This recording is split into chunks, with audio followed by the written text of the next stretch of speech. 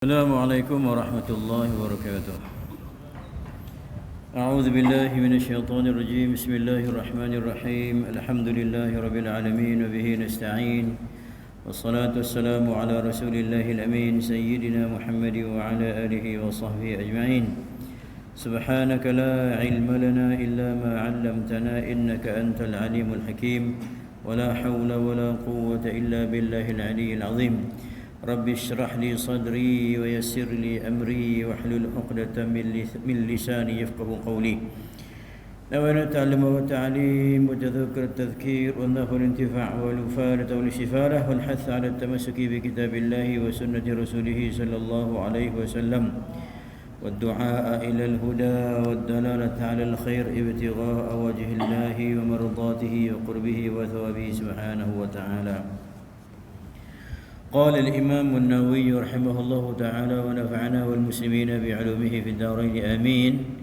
وروينا في سنن أبي داود والترمذي عن عثمان بن عفان رضي الله عنه قال: قال رسول الله صلى الله عليه وسلم: ما من عبد يقول في صباح كل يوم ومساء كل ليلة بسم الله الذي لا يضر مع اسمه شيء في الأرض ولا في السماء وهو السميع العليم 3 مرات لم يضره شيء. قال الترمذي: هذا حديث حسن صحيح. هذا لفظ الترمذي.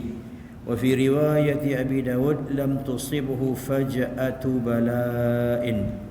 وروينا في كتاب الترمذي عن ثوبان رضي الله عنه قال رسول الله صلى الله عليه وسلم: من قال حين يمسي رضيت بالله ربا وبالإسلام دينا وبمحمد صلى الله عليه وسلم نبيا كان حقا على الله تعالى أن يرضيه. في إسناد سعيد بن المرزبان أبو سعد البقال بالباء الكوفي مولى حذيفة ابن اليمان، وهو ضعيف باتفاق الحفاظ. وقد قال الترمذي: هذا حديث حسن صحيح غريب من هذا الوجه، فلعله صح عنده من طريق آخر إلى آخره. Baik, saya mulakan tuan-tuan imam, pengurusi dan juga di kuasa masjid, tuan-tuan, puan-puan, muslimin, muslimat yang dirahmati Allah. Alhamdulillah, setinggi-tinggi kesyukuran kita panjatkan kepada Allah Subhanahu wa taala dapat bertemu pada malam ini. Kita nak sambung bacaan kitab Al-Adhkar Imam Nawawi. Baik, kita berhenti dulu dalam paragraf yang ke-214. Macam itu kan? Baik, dalam pertemuan yang lalu kita dah ambil dah doa zikir yang diajar oleh baginda Nabi SAW untuk kita baca di pagi harinya dan di petang hari, dan juga ketika kita nak tidur tu. Apa kata Nabi? Doa yang diajar kepada Sayyidina Abu Bakar As-Siddiq radhiyallahu taala anhu: Allahumma alimal ghaib wa syahadah fatiras samawati wal ardi rabbi kulli syai'in wa malikah rabba kulli syai'in wa malikah ashhadu an la ilaha illa anta a'udzu bika min syarri nafsi wa min syarri syaitani wa syirkih. Qala qulha idza asbahta wa idza amsayta wa idza akhadhta madja'ak. Baik, habis kat situ lafaz sampai kepada wa min syarri syaitani wa syirkih, dan kita dah bahas, kita dah sentuh maksud dan makna yang dikehendaki daripada zikir yang diajar oleh baginda Nabi SAW. Dalam paragraf yang ke-214 kami riwayatkan seperti lafaz sebelumnya dalam Sunan Abi Daud dari riwayat Abu Malik Al-Asy'ari radhiyallahu anhu bahawa para sahabat bertanya, wahai Rasulullah, ajarlah kami kalimat yang dapat kami ucapkan pada pagi hari, petang hari, dan ketika kami hendak tidur. Baginda menyebut bacaan tersebut. Bacaan tersebut ni apa dah? Ni. Nah. Jadi dalam riwayat Al-Imam Abu Daud, ini riwayat Imam Tirmizi. Riwayat Imam Tirmizi sampai kepada wa min syarri syaitani wa syirkih. Sampai situ. Kita minta berlindung daripada kejahatan-kejahatan semua yang disebutkan tadi. Dan riwayat Abu Daud ada tambahan lagi, wa an aqtarifa ala nafsi su'an au ajurrahu ila muslim. Jadi antara yang Nabi ajak lagi ialah, dan aku berlindung kepadamu daripada aku melakukan kejahatan atas diriku dan aku melakukannya kepada seorang Muslim. Doa yang diajak oleh Nabi, selain daripada kita minta berlindung daripada kejahatan diri kita, daripada kejahatan tipu daya syaitan, daripada kita kata belitan-belitan godaan iblis dan syaitan, diajak lagi kata Nabi SAW, wa an aqtarifa ala nafsi su'an, aku mohon perlindungan dengan engkau ya Allah, jangan sampai aku melakukan kejahatan atas diri aku. Tuan-tuan, tak ada orang nak buat jahat atas diri sendiri, tuan-tuan. Tak ada orang yang akan buat jahat dan menzalimi diri dia, tak ada. Apa yang kita cari, kita nak kepada kebahagiaan, kita nak kesenangan, bahkan kita mendambakan kenikmatan untuk diri kita. Tapi kadang-kadang tanpa kita ketahui, tanpa kita sedari, dalam mencari kepuasan diri, kebahagiaan diri, keseronokan dan kesenangan diri, kita telah melakukan satu perkara yang ditegah oleh Allah Subhanahu wa taala, yang menyebabkan dengan perkara tersebut kita boleh mengundang kemurkaan dan juga azab daripada Allah Subhanahu wa taala. Ini yang dia panggil sebagai membawa keburukan, melakukan kezaliman ke atas diri sendiri. Tuan-tuan ingat lagi hadis ketika Nabi kata, tahukah kalian siapakah orang yang paling kedekut? Ada? Maka dijawab oleh para sahabat, orang yang paling kedekut ialah orang yang tidak mau memberi, tidak mau menginfak harta pada jalan Allah. Nabi kata, dah, hak tu kedekut. Tapi yang lebih kedekut daripada itu ialah orang yang bakhil dengan kebaikan dan kebajikan ke atas diri dia. Ada. Mana ada orang bakhil tentang ke atas diri sendiri? Ada. Nabi sebut, orang yang apabila disebut nama aku di hadapannya, dia dengar sebut nama Nabi Muhammad sallallahu alaihi wasallam, tapi dia tidak mengucap selawat kepada aku, itulah sebakhil-bakhil manusia. Sebab apa, tuan-tuan? Sebab dengan hanya menyebut sallallahu alaihi wasallam ataupun Allahumma salli wa sallim wa barik alaihi sallallahu wasallam alaihi, dengan hanya menyebut kalimat itu, kita telah mengundang 10 rahmat daripada Allah Subhanahu wa taala. Tak kena keluar duit seduit pun, tak kena keluar perbelanjaan, bahkan tak meletihkan tubuh badan kita, hanya mengucapkan sallallahu alaihi wasallam, ketika tersebut kita telah mendapat 10 rahmat Allah taala. Tuan-tuan, kalau dapat satu rahmat Allah taala pun kita beruntung dah, tuan-tuan. Kita tak tahu yang mana satu yang akan menyelamatkan kita. Kalau kita dapat satu saja rahmat Allah taala, kita berbahagia, kita beruntung. Bayangkan dengan hanya menyebut nama Nabi kita sallallahu alaihi wasallam ni, kita dapat 10 rahmat, jaminan 10. Bukan dikhususkan pada orang tertentu dah. Nabi tak kata hanya dikhususkan kepada orang yang menyebut nama tu dengan hati yang khusyuk. Nah. Dengan ikhlas. Nah. Hanya sekadar mengucap sallallahu alaihi wasallam saja, kita mendapat jaminan 10 rahmat Allah Subhanahu wa taala. Ni, malam ni kalau kita baca hadis saja, berapa kali nama Nabi yang kita sebut agak-agak. Di saat kita pada satu-satu majlis ilmu, berapa banyak nama Nabi yang disebut oleh tuan guru yang mengajar tu. Setiap kali kita dengar, kita juga menyebut selawat ke atas baginda Nabi sallallahu alaihi wasallam. Ketika kita duduk dalam masjid dengar khutbah Jumaat siang tadi, berapa kali nama Nabi disebut dalam tu?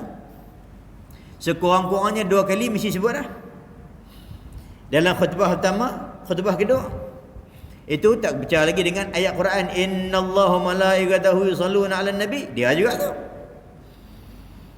Itu dengan dalam azan yang disebut nama Nabi. 2 kali azan. Berapa kali 5, 6 itu. Doa lagi 7. Sekurang-kurangnya ada 10 kali nama Nabi Muhammad yang disebut dalam satu Jumaat yang kita hadir. Kita menjawab setiap kali disebut nama baginda Nabi, kita jawab sallallahu alaihi wasallam, dapat 10. Tiba-tiba dia tak sebut tuan. Tiba ni sebakhil-bakhil manusia. Sehingga kan dia tidak mau kebaikan dan rahmat Allah Taala tu kepada diri dia sendiri. Kedekutnya. Bukan tak bagi kat orang lain, kat diri sendiri pun tak nak bagi. Ni dia. Ni disebut zalim manusia tadi ni. Sejahat-jahat manusia bukan dia buat jahat kepada orang lain. Nah, ke atas diri dia sendiri pun dia buat jahat. Maka Nabi ajak kita dengan doa yang dibaca tadi ni, wa an aqtarifa ala nafsi su'an, ay ya Allah, aku mohon perlindungan dengan engkau ya Allah daripada aku membawa kejahatan terhadap diri aku. Jadi dengan doa yang dibaca, mudah-mudahan kita dipelihara daripada melakukan dosa dan maksiat kepada Allah Taala. Mana boleh nak pelihara pada maksiat tuan? Tak ada manusia yang maksud dan maksiat. Sehebat-hebat ahli ibadat, sekukuh-kukuh kuat, sekuat-kuat ahli zikir dan sebagainya, ada juga maksiat yang dibuat. Yang selamat daripada maksiat ni Nabi-Nabi dengan Rasul saja. Ya.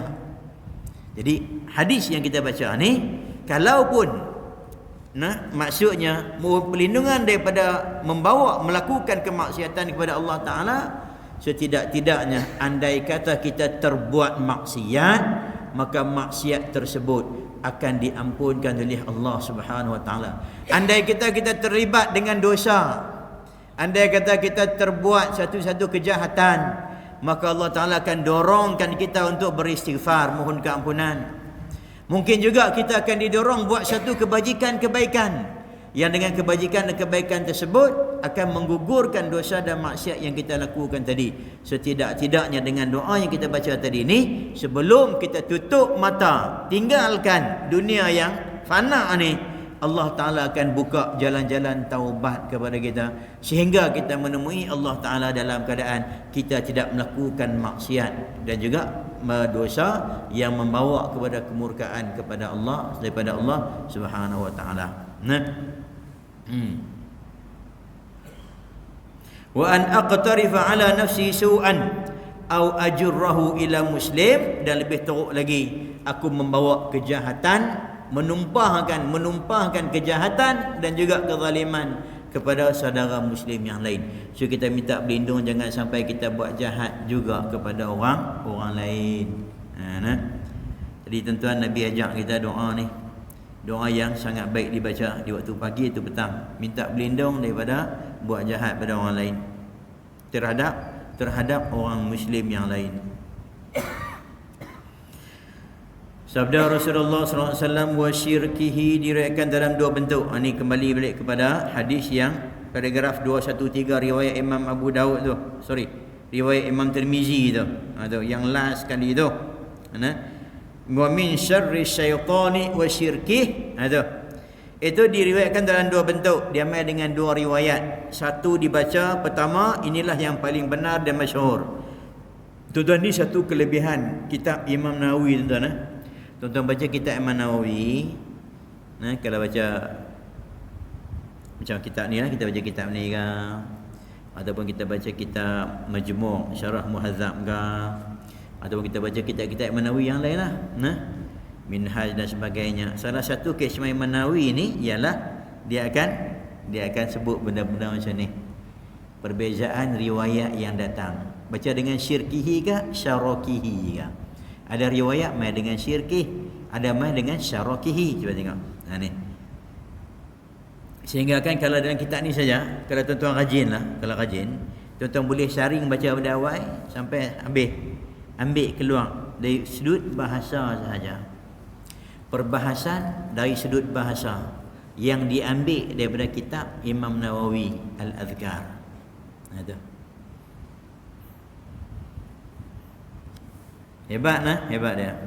Dalam satu kitab ni tuan-tuan, ada ilmu hadis, ada ilmu rijal, ada mustalah hadis, hadis, ada apa? Hadis riwayatul hadis, ada dirayatul hadis, ada ilmu rijal, ada ilmu lughah, ada ilmu fiqh, ada ilmu akidah, ada ilmu tasawuf.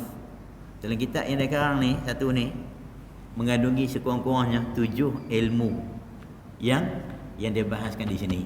Tak heran tuan-tuan, Imam Nawawi dalam sehari dia mempelajari 14 ilmu. 14 ilmu yang dia pelajari dalam sehari. Bukan belajar secara, kita kata, secara ambil maklumat, surface secara maklumat umum dah, tapi secara mendalam. Kajian yang mendalam 14 ilmu dalam sehari. Ini kehebatan Imam Nawawi rahimahullah. Kau ada? Tuan-tuan, kita ada tak tuan-tuan? Ada tuan-tuan. Nah, mana larat kita nak ngaji sampai 14 ilmu sehari ni? Sehari pun berbina orang kata. Pertama, inilah yang paling benar dan masyhur. Ni satu lagi. Kesimpulan anda ialah bukan dia bawa mai pandangan dan juga riwayat, dia bawa mai juga tarjihan, pengukuhan. Bacaan yang macam manakah yang paling benar dan masyhur dari sudut bahasa, dari sudut riwayat. Gitu nak maksudnya. Jadi pertama ni, inilah yang paling benar dan masyhur adalah dengan harakat kasrah pada huruf shin, baca syir, dan sukun pada ra, matikan ra, syirkihi. Itu. Yang artinya arah dan tujuan pujuk rayu syaitan yang berupa menyekutukan Allah Taala. Syiriknya. Itu. Kita minta berlindung dengan Allah Taala daripada godaan dan gangguan syaitan yang bawa kepada syirik dengan Allah Ta'ala. Tuan-tuan ingat lagi tak ketika Nabi ajak kita, mana-mana le suami yang nak bersama dengan isteri dia, bacalah doa yang Nabi ajak tu, kan? Ingat ke tak kan? Bismillahirrahmanirrahim, jadibna syaitan tu, baca minta berlindung tu, tapi tak tahu sangat a'udzubillahi minasyaitanirrajim. Gitu. Nabi kata, andai kata ditakdirkan dengan hubungan tersebut jadi anak, lam yadurrahu syaitan, syaitan tidak mampu untuk memudaratkannya. Mudarat macam mana? Syaitan tidak mampu menggodanya, tidak mampu mengganggunya, tidak mampu menjerumuskan dia sampai kepada lembah syirik kepada Allah Subhanahu wa taala. Kita tak kata dia maksum, tuan-tuan. Sebab tak ada manusia yang maksum kecuali Nabi-Nabi dan Rasul. Sebab kita semua ni terdedah kepada godaan iblis, gangguan iblis. Tapi bila kita terkena godaan iblis, terbuat maksiat macam yang kita beritahu tadi ya, dilorongkan kepada kita untuk beristighfar, diberi hidayah, taufik untuk mohon keampunan, bertaubat dan sebagainya. Andai kata diganggu juga oleh iblis, dia tak akan sampai kepada syirik. Tak akan sampai. Hanya doa yang Nabi ajak tersebut merupakan protek. Kita pelihara zuriat kita tadi ni, keturunan kita, jangan sampai ada yang besoknya akan syirik dengan Allah Subhanahu wa taala. Melalui apa tu? Melalui doa Nabi ajak ketika berhubungan dengan isteri tadi ni. Tuan-tuan, power tak powernya doa Nabi ajak, kuat tidak kuatnya benteng yang dikatakan benteng daripada doa Nabawi tadi ni, sehingga akan membentengi anak-anak cucu kita daripada disesatkan oleh iblis dan syaitan. Ada? Bukan saya saja, tuan-tuan. Sama dengan ini pun. Sampai iblis tidak mampu menyekutukan kita. Tuan-tuan, hari ini banyak tuan dia boleh bawa ke arah tu. Zaman kita ni zaman yang penuh dengan fitnah. Zaman yang penuh dengan perkara-perkara yang boleh kita kata mengganggu pemikiran, sehingga kita pun kadang tak tahu mana yang betul, mana yang salah. Dalam masalah i'tiqad, dalam percakapan sehari-harian, tiba-tiba dia buat benda-benda yang boleh jatuh syirik tanpa disedari. Jadi melalui doa yang kita baca tadi, mudah-mudahan dipandu sehingga kita selamat daripada gangguan iblis dan syaitan yang boleh menjerumuskan kita ke dalam lembah syirik. Pasal syirik ni habisan, tak ada abang kan? Tak ada. Orang yang syirik, orang yang murtad, orang yang kufur dengan Allah Ta'ala wal'iyadzubillah, ini tak ada apa habis. Tak ada.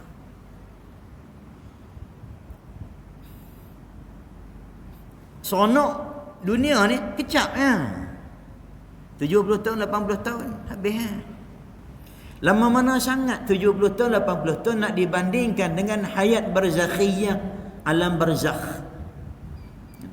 Kita bayangkan tengok Fir'aun hak mati zaman Nabi Musa. Hidup berapa puluh tahun dia. Kita andaikan kata hidup dia 100 tahun. Kalau umur dia 100 tahun, sekarang dia duduk dalam alam barzakh berapa ribu tahun dah. Kira tengoklah umur Nabi Musa, zaman Nabi Musa sampai pada zaman Nabi kita Muhammad sallallahu alaihi wasallam. Zaman Nabi Muhammad sampai kita lebih kurang 1400 lebih dah. Campur pi campur mai. Berapa puluh tahun dah, berapa puluh ribu tahun dah. Ribuan tahun baru duduk di alam barzakh. Setiap saat kena balon tau. Setiap saat, setiap detik kena bakar. Setiap saat kena godam dengan malaikat. Tak kira lagi nak masuk ke alam mahsyar. Sampai alam mahsyar kita pergi ke alam akhirat yang tidak ada kesudahannya. Ketika tu hidup kita, alam kita ketika tu imma khuludun finnar wal a'yadzu billah wa imma khuludun fil jannah. Sama ada kekal dalam syurga selama-lamanya ataupun kekal dalam neraka selama-lamanya wal a'yadzu billah. Kalau orang yang kafir, yang syirik, yang murtad wal a'yadzu billah, yang tak sempat kembali balik kepada mengucap kalimat la ilaha illallah asyhadu an la ilaha illallah tadi ni sebelum tutup mata, maka ketika tersebut dia termasuk golongan yang kekal selama-lamanya dalam neraka. Iblis nak tu ya, nah? Dia tak berpada tuan-tuan kalau dia boleh ganggu kita buat maksiatnya. Dia boleh ganggu seorang muslim sampai boleh berzina wal a'yadzu billah. Ganggu dia, goda seorang muslim sampai tinggal semayang contohnya. Sebab sebesar mana pun dosa yang dilakukan oleh anak Adam tadi ni, kalau dia bertaubat bersungguh-sungguh, Allah Ta'ala akan ampun. Hadis kursi Allah Ta'ala kata, aku tak kira wahai anak Adam, kalau kalian datang berjumpa dengan aku besok membawa dosa setinggi langit sekalipun, tapi kalian tidak syirik dengan aku akan ampunkan kalian. Wala ubali, aku tak peduli. Aku tak peduli besar mana dosa kamu, banyak mana, tinggi mana dosa kamu, sebesar mana dosa kamu, sebesar alam ni, sebesar bumi ni sekalipun, seberat bumi ni dosa yang kamu lakukan, sebanyak buih di lautan sekalipun dosa kalian, kalau kalian tak syirik dengan aku tak peduli, aku akan ampunkan kalian. Itu jaminan dalam hadis qudsi yang Allah Ta'ala kata. Artinya apa? Rahmat Allah Ta'ala sangat-sangat luas. Satu caranya dia nak kekalkan kita dengan dia besok macam mana? Ni jatuh ke lembah syirik, jatuh ke lembah riddah. Maka perkara yang paling bahaya adalah bid'ah dalam masalah akidah. Hati-hati so, jaga sungguh-sungguh. Kalau dalam masalah amaliyah, perbuatan kita buat ni, itu kadang-kadang tak ada salah apa pun, tapi dikatakan sebagai bid'ah. Contohnya sambutan Maulidur Rasul, tak ada nama kena mendengar dengan bid'ah langsung. Tak ada yang namanya bid'ah, tak ada yang namanya dhalalah pun, tapi dikatakan bid'ah, dhalalah, pembuat apa ni, bid'ah tu kesesatan. Tuan-tuan baca Yasin malam Jumaat contohnya. Baca apa tak baca Kahfi? Kahfi aku baca siang Jumaat, pas subuh. Malam tu aku baca Yasin. Tuan-tuan, sungguh kata lawak tak? Lepas maghrib dan subuh, kalau tuan-tuan boleh jadikan wirid dan zikir, baca Yasin. Lepas subuh, lepas maghrib. Saya rajin baca. Baca dulu free, tak ada apa. Lepas subuh sambil jalan tu baik. Lepas maghrib, mayang maghrib Masjid Azhar, balik naik bas ke apa ke? Ada. Jalan sambil naik bas baik. Lah tak ada lah. Ni macam je lah. Baca apa Isyak? Balik apa Isyak tak apalah, loop terus. Tak sedap apa dah. Kalau tuan-tuan boleh, tuan baca 2 kali sehari Yasin, jadi wirid. Jangan tanya saya apa kelebihan dia. Baca Quran kan bagus tak tuan-tuan? Memang itu wirid ulama-ulama kita. Waqi'ah lepas Hisab baca. Al-Mulk lepas Insya baca. Apa lagi? Nuh, baca surah Nuh. dan sehari. Dukhan baca lepas lahar. Kalau larat kalau mampu buat tiap-tiap hari baca sampai mati. Esok lepas mati, mai bagi tahu kat kami hidup, bagi tahu. Tu dia aku dapat ni rupanya. Bagi tahu.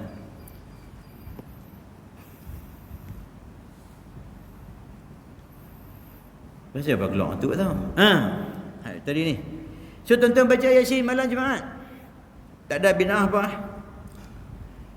Besok pagi lepas subuh baca Kahfi. Kata Syekh Ali Jabir, kalau Kahfi tak boleh baca sekali gue, baca sikit-sikit. Dia kata gitu. Sikit-sikit macam mana? Lepas subuh baca 2 muka surat contohnya. Lagi lepas zuhur baca lagi sikit. Sebelum habis waktu asar tu, habis dah surah Kahfi. Ni kira amator lah tu. Tak mampu nak duduk 110 ayat sekali baca tak larat. Baca sikit sekali duduk 20 ayat, sekali duduk 30 ayat.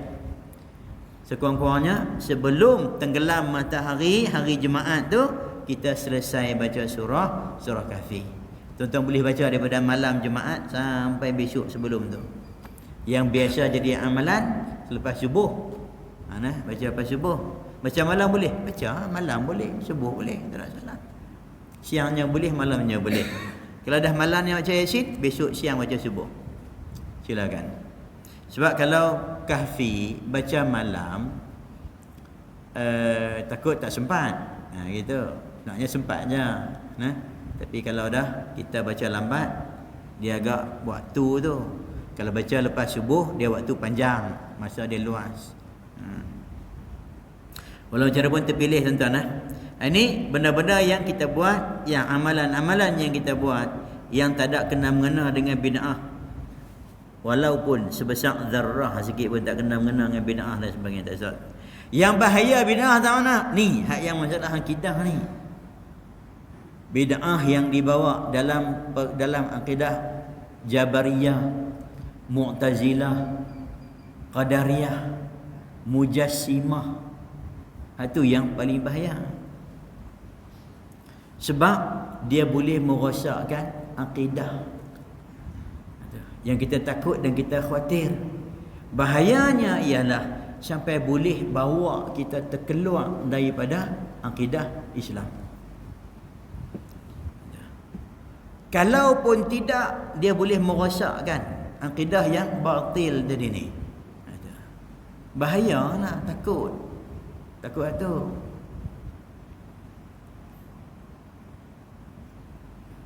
Kita i'tiqad Tuhan duduk atas langit, tapi tak sama macam duduknya kita. Duduk atas tu pun dah salah dah kan? Sebab yang duduk di atas tu sifat makhluk sifat makhluk. Di atas, di bawah, depan, belakang, kiri, kanan, tu makhluk, sifat makhluk. Bila kita kata dia duduk di atas, walaupun kita tak sama macam kita, ketika tu kita dah bagi sifat makhluk kan dia. Salah ke? Salah. Kita menyamakan dia dengan makhluk. Hak tu bid'ah. Tu bid'ah besar. Bahaya. Hak ni bid'ah yang orang tak sedar. Tersebar dalam masyarakat kita. Cukup besar.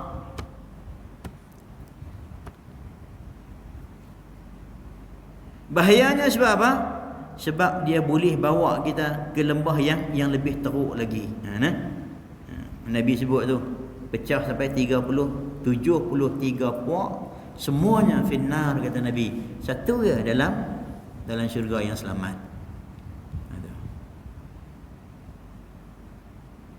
Jadi dibaca dengan syirkih dikasrahkan syin, disukunkan ra, artinya godaan syaitan yang membawa kepada menyekutukan Allah Subhanahu wa taala. Sekutu Allah Taala dengan makhluk itu. Mensyirikkan Allah Subhanahu wa taala. Kita sangka kita bertauhid dah. Bertauhid dah. Ikut Quran, ikut sunnah dah. Rupanya tak sedar kita terlibat dalam menyekutukan Allah Taala dengan makhluk. Dah kita bagi sifat makhluk kat dia. Pasal apa dia gitu? Saya tak ngaji tak pernah ambil tahu langsung nak kenal Allah Taala. Tuan-tuan, perkara pertama sekali yang Allah beritahu kita, fa'lam annahu la ilaha illallah Dia guna kalimat fa'lam. Dia tak kata fa'arif dah. Dia kata fa'lam. Ulama beza sebut tu. Ilmu tu lain. Sebab tu kata ulama, ilmu ni kita mengetahui sesuatu atas hakikatnya yang sebenar. Bila kita tahu satu benda atas hakikatnya yang sebenar, baru dinamakan ilmu. Apabila orang Nasara meyakini bahawasanya Isa itu anak Tuhan, Isa itu Tuhan, Isa anak Tuhan, walaupun dia yakin sungguh-sungguh 100% yakin, mati atas keyakinan macam tu, dia tak panggil ilmu tu. Pasal benda tu menyalahi dengan hakikat yang sebenar. Sampailah kita meyakini dan mengetahui tadi ni macam nampak dengan mata kepala. Tu Nabi kata anta'budallah ka'annaka tarahu.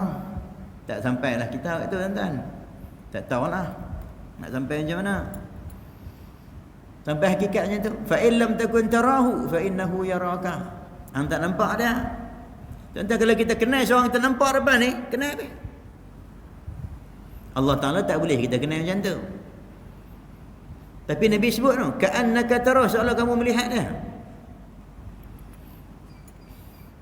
Berapa ramai ulama-ulama kita yang melihat Allah Ta'ala dalam hatinya, yang melihat kebesaran Allah, yang melihat keagungan Allah, yang melihat kewujudan Allah, yang melihat kebijaksanaan Allah, yang melihat kudratnya Allah Ta'ala, kekuasaan Allah. Walaupun dia tak nampak, mana ada siapa nampak, tak ada. Tapi dia boleh nampak. Sehingga yang tak nampak tadi ni wujud macam nampak. Susah no? Sembang apa ni? Dah tak nampak macam mana nampak. Itu dia, tuan-tuan. Tuan-tuan tengok orang cinta, tuan-tuan. Pernah tengok orang cinta tak? Alah, takkan tak pernah rasa kot muda-muda dulu. Nah, cinta tu muda-muda dulu. Tunang kita duduk tang lain, kita duduk tang lain. Tiap-tiap hari terbayang muka dia, tang mana duduk kan. Orang tua-tua kita kata makan tak kenyang, mandi tak basah, tidur tak lena. Ada, dia ada. Dia nampak tu je. Pergi bila ayam buka, ayam turun, dia tengok ayam turun tu, nampak orang tu cari ayam tu. Tu yang namanya palatum golek atas apa? Atas salji tu. Nuk ayam seorang. Makan nasi dan pinggan tu nampak muka kan tu. Ada. Naik motor nampak muka kan tu juga. Lah terjun sungai. Tentang kelak lawak sungguh tuan ni. Kalau lawak sungguh serta betul ni. Betul. Bini duduk sana, laki balik mai. Jauh tinggal. Teringat kat bini lah naik motor boom. Tak nampak jambatan, terjun sungai. Sebab dalam kampung. Dah jalan raya mau patah riuk dah badan tu. Pasal mana tu? Kita nampak dia. Macam mana nak bagi nampak Allah Ta'ala? Fa'lam. Nak kena kenal dulu, tuan-tuan, mengaji dulu. Apa benda yang boleh dinisbahkan pada Allah? Apa benda sifat-sifat yang wajib ada pada Allah? Apa benda yang mustahil, yang tidak boleh kita nisbahkan pada zat yang maha agung tadi ni? Apa perkara yang wajib kita nafikan daripadanya? Macam mana adab kita dengan Allah Subhanahu wa Ta'ala? Setidak-tidaknya mula dengan ilmu dulu. Ada. Nah. Jadi iblis kerja dia apa tuan? Ini ya. Dia nak bawa kita pergi ke sini, wal a'udzubillah. Ini permintaan dia dengan Allah Ta'ala, dan Allah Ta'ala bagi tak izin permintaan ni untuk menyesatkan anak-anak cucu Adam alaihi salam tadi ni. Illa ibadaka minhumul mukhlasin. Nah, kecuali hamba-hamba engkau minhum, di antara mereka al-mukhlasin, orang-orang yang ikhlas kepada Allah Ta'ala, yang hatinya ikhlas dengan Allah Ta'ala. Tak ada yang lain, hanya ada Allah Subhanahu wa Ta'ala saja. Macam mana ada hati nak ada Allah kalau Allah pun kita tak kenal kan? So mempelajari ilmu, mengenali Allah Ta'ala sangat-sangat penting. Perkara paling utama, fa'lam, ketahuilah. Maksudnya ketahuilah dengan pengetahuan yang sungguh-sungguh, yang tidak ada keraguan padanya. Berteraskan dalil-dalil. Ada. sehingga kan kamu tidak akan digoyahkan lagi dengan syubhat-syubhat yang mendatang, dengan keraguan-keraguan yang nak menyelewengkan kamu tadi, bahwasanya annahu la ilaha illallah, tidak ada Tuhan yang sebenar-benarnya, tidak ada Tuhan yang selayak disembah, tidak ada yang wujud, tidak ada yang tempat bergantungan, tidak ada melainkan Allah Taala sahaja. So kena belajar, kena kenal. Jadi kalau ada kuliah tauhid, kena mai tuan-tuan, kena cari ya. Kalau dah ada, alhamdulillah. Kalau kita dah cari, dah jumpa, dah ngaji, alhamdulillah. Anak syukur banyak-banyak tuan-tuan. Kalau kita ni dah ngaji dah ilmu tauhid yang betul dan benar, yang mengenal Allah Taala dengan jalan yang benar, syukur banyak-banyak. Termasuk nikmat yang cukup besar yang diberi oleh Allah Taala kepada kita. Sebab kita dah selamat daripada salah satu daripada jalan-jalan ditunjukkan jalan-jalan kesejahteraan dan keselamatan dunia dan akhirat oleh Allah Subhanahu wa taala. Kedua, yang kedua baca macam mana? Wasyarakihi, fathah shin, fathah ra.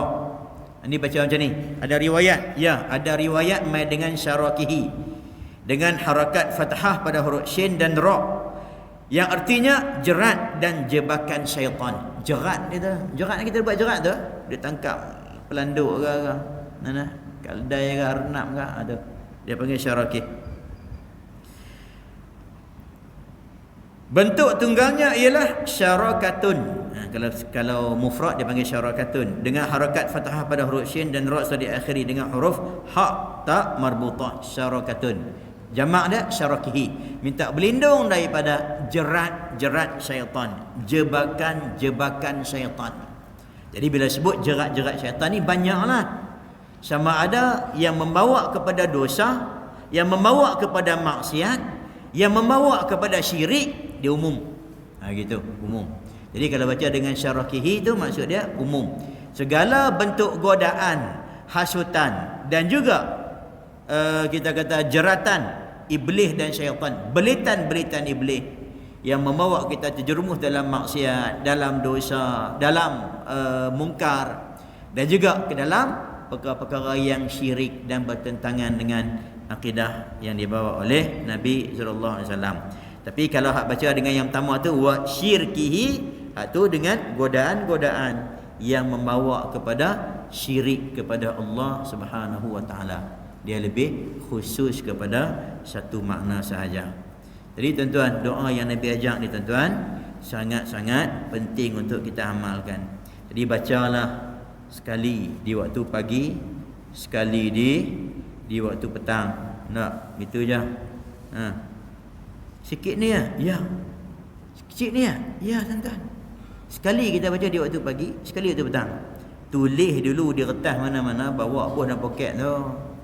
Sambil keluar daripada masjid ni baca gitu.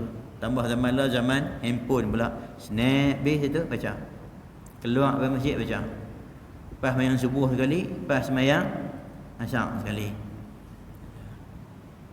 10 hari kita ulang baca. Tak payah dah, lepas tu boleh delete dah hak yang kita snap tadi ni. Sebab apa? Dah ingat dah apa yang kita baca. Tuan-tuan, oleh kerana doa ni diajak oleh baginda Nabi, sudah barang pasti dia doa yang paling sempurna, paling baik, merangkumi kebaikan duniawi dan ukhrawi. Gitu. Nabi takkan ajak kepada kita tuan-tuan melainkan sesuatu yang penting. Gitu. Tambahan pula wasiat ni tuan-tuan, ini wasiat yang diminta oleh Abu Bakar As-Siddiq dah, kekasih Nabi sallallahu alaihi wasallam sendiri. Abu Bakar, tuan-tuan tahu sendiri bagaimana hubungan Nabi dengan Sayyidina Abu Bakar As-Siddiq. Nabi sangat-sangat menyayangi sahabatnya yang nama Abu Bakar ni. Cukup besar Abu Bakar pada dalam diri Nabi. Itu. Jadi bila Abu Bakar minta kepada Nabi, ya Rasulullah, murni bi kalimatin. Ajarlah aku beberapa kalimat yang aku nak baca di waktu pagi dan petangnya. Nabi ajar. Tentulah yang diajak oleh Nabi kepada kekasih dia tadi ni, sahabat yang dia cintai, sesuatu yang amat berguna. Jadi kita ambil peluang untuk kita sama-sama mengamalkannya. So tuan-tuan, ini temuan kita tuan-tuan. InsyaAllah akan datang kita sambung zikir paragraf 215. kat dulu pertemuan kita yang baik daripada Allah Ta'ala. Kurang, salah, silap dan sebagainya, mohon ampun dan maaf. Mudah-mudahan ada manfaat pertemuan kita pada malam ni. Qulu qawli hadza wa astaghfirullahal azim li wa lakum. Wassalamualaikum warahmatullahi wabarakatuh. A'udzubillahi minasyaitonir rajim. Bismillahirrahmanirrahim. Alhamdulillahirabbil alamin wa bihi nasta'in wassalatu wassalamu ala rasulillahil amin sayyidina Muhammadin wa ala alihi wa sahbihi ajma'in. Allahumma 'allimna ma yanfa'una wanfa'na bima 'allamtana wa zidna 'ilma. Allahumma faqihna fid din wa 'allimna at-ta'wil wahdina siratal mustaqim. Rabbana atina fid dunya hasanah wa fil akhirati hasanah wa qina adzaban nar. Wassallallahu wasallam ala sayyidina Muhammadin wa ala alihi wa sahbihi ajma'in. Walhamdulillahi rabbil alamin. Subhanakallahumma wa bihamdika asyhadu an la ilaha illa anta astaghfiruka wa atubu ilaik. Subhanakallahumma wa bihamdika asyhadu